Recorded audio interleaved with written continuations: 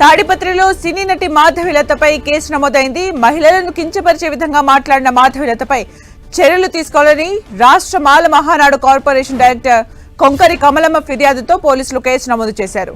December 31 రాత్రి Tadipatri municipal chairman జేసీ ప్రభాకర్ రెడ్డి జేసీ park లో మహిళలకు మాత్రమే ప్రవేశం కల్పిస్తూ నూతన సంవత్సర వేడుకలను ఏర్పాటు చేశారు. ఈ కార్యక్రమంపై సినీ నటి మాధవిలత అనుచిత వ్యాఖ్యలు చేశారు.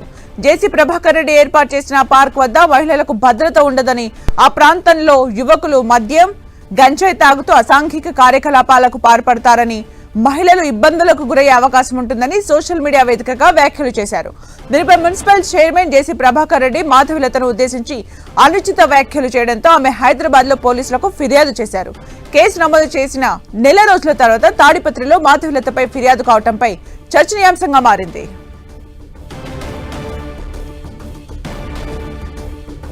మరిన్ని అప్డేట్స్ మా ప్రతినిధి జగదీష్ అందిస్తారు. జగదీష్. సుమిత్ర, అనంతపురం జిల్లా తాడిపత్రిలో సినీ నటి మాధవిలతపై కేసు నమోదు చేశారు తాడిపత్రి పోలీసులు.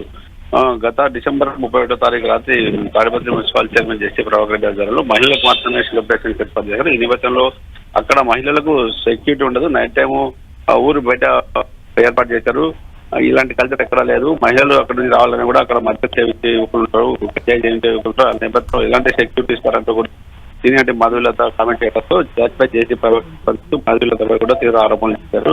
ఈ నేపథ్యంలోనే మాధవిలత జేసీ ప్రభాకర్ రెడ్డిపై సైఫాబాద్ లో కేసు నమోదు పోలీసులకు ఫిర్యాదు చేసి ఈ నేపథ్యంలో సైఫాబాద్ పోలీసులు జేసీ ప్రభాకర్ రెడ్డిపై కేసు కూడా నమోదు చేశారు. ఈ నేపథ్యంలోనే జేసీ ప్రభాకర్ రెడ్డిపై కేసు పెట్టిన నేపథ్యంలో తాడిపత్రికి చెందిన మాల మహానాడు చెందిన కమలమ్మ మాధవిలత సినీ నటి మాధవిలతపై తాడిపత్రి పోలీస్ స్టేషన్ లో ఫిర్యాదు చేసి మాధవిలత మహిళలు కించపరిచే విధంగా మాట్లాడినట్టు ఆ పైన కేసు నమోదు చేయాలని కూడా తెలియజేయడంతో ఈ తాడిపత్రి పోలీసులు దీని మీద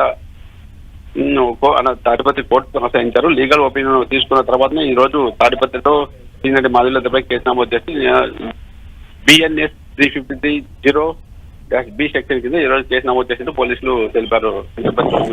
అంటే జగదీష్, మాధవిలత చేసిన ఏ వ్యాఖ్యలను ఎఫెన్స్ గా తీసుకోవడం జరిగింది? అంటే కేసు నమోదు చేసే క్రమంలో ఏ విషయాలను ప్రస్తావించారు? కేసు నమోదు చేసే విషయంలో మహిళలను కించపరిచే విధంగా మాట్లాడింది.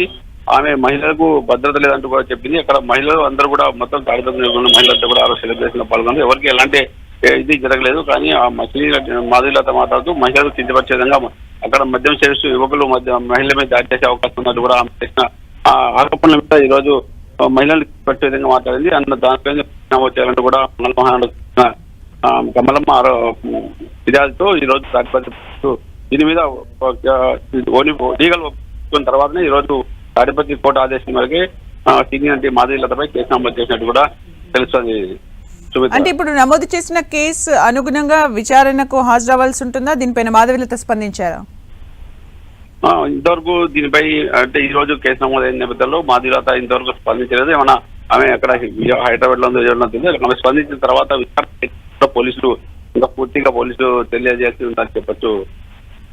తాడిపత్రికి వచ్చి విచారణ చేస్తారా లేదా హైదరాబాద్కి వెళ్ళి అక్కడ తెలియాల్సి చెప్పొచ్చు. Thank you Jagadish for the updates.